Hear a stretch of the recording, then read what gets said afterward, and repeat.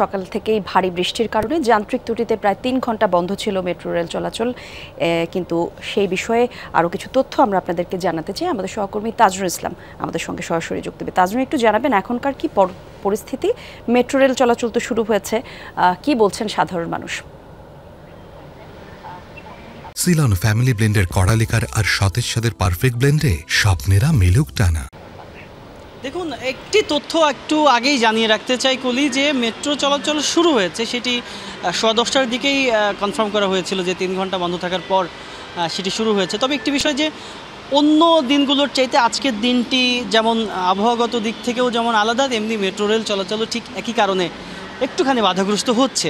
সেটি স্টেশনে দীর্ঘ সময় থাকার কারণে সেটি খুব পরিষ্কারভাবেই আমরা বুঝতে পারছি। কেননা সাধারণত যেটি দেখা যায় যে প্রতি 5 থেকে 7 মিনিট পর পর একটি করে ট্রেন প্রত্যেকটা স্টেশনে এসে থামে।